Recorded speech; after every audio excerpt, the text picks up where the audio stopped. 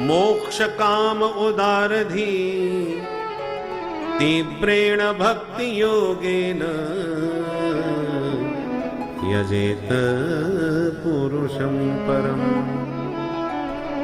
आप सकाम हो या निष्काम, मानव शरीर उपासना के लिए ही मिला है। इसको व्यर्थ वासना में ही यूं ही बर्बाद नहीं करना चाहिए।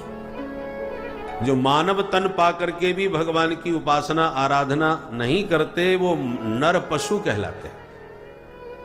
पुरुषः पशु, ऐसे पुरुष पशु की प्रशंसा 4 पशुओं के द्वारा की जाती है।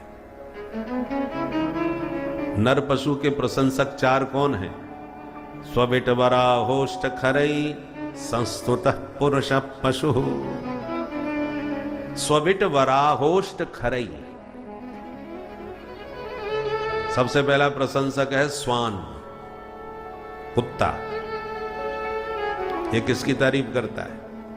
जब हम छोटी छोटी सी बातों पर आपस में लड़ने लगते हैं, झगड़ने लगते हैं, गाली गलौज करते हैं, तो कुत्ता जब हमको झगड़ते देखता है तो मन में खुश होता है कि भाई सकल सूरत भले ही हमसे न मिले पर स्वभाव तो हमारे ही खानदान का मिल रहा है। दूसरा कुत्ता दूसरे मोहल्ले से निकल नहीं सकता, कोई लड़ाई नहीं झगड़ा नहीं, फिर भी सब हाथ धो के पीछे पड़ जाते हैं अनावश्यक। तो ऐसे लोगों से कुत्ते बड़े खुश होते हैं अपना सजातीय गुण देख करके। दूसरा प्रशंसक है विटवराह, ग्राम्य सुगर, विष्टा भोगी, जिनका जीवन का एक ही लक्ष्य पेट भरो।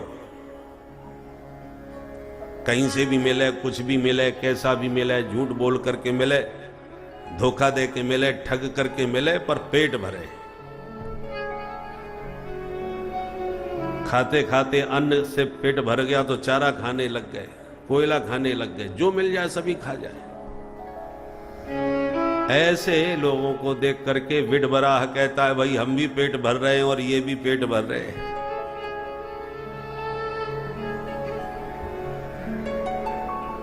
देखिए हम पापी पेट के नाम पर कितना पाप करते हैं।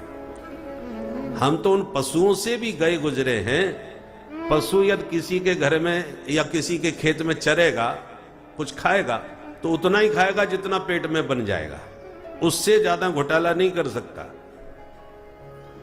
पर हम तो पापी पेट के नाम पर 7-7 पीढ़ियों की व्यवस्था बनाने में लगे रहते हैं, पूरे देश को भी खा करके डकार न ले। इतना बड़ा पेट हमारा बन चुका है। तो वो विटवराह ऐसे पापियों की प्रशंसा करते हैं जिनके जीवन का कोई उद्देश्य ही नहीं, कोई लक्ष्य ही नहीं, केवल पापी पेट के लिए ही जी रहे हैं, घोटाले कर रहे हैं। तीसरा प्रशंसक है ऊंट। थोड़ी सी पद प्रतिष्ठा, पैसा प्राप्त हो गया तो गर्वेण तुंगशिरा, अहंकार में सीना ताने मुंह उठाए चले जा रहे हैं। साधु संत विद्वानों को प्रणाम करने में भी पोजीशन खराब हो जाती है। ऐसे अहंकारियों को देखकर ऊंट बड़ा खुश होता है कि चाल चलन तो बिल्कुल हमसे ही मिलता जुलता है। ऊंट भी ऐसे मुंह उठा के चलता है, इसलिए वो तारीफ करता है अपना सजाती गुण देखकर। और चौथा प्रशंसक है गधा, खर। गधा किसकी प्रशंसा करता है?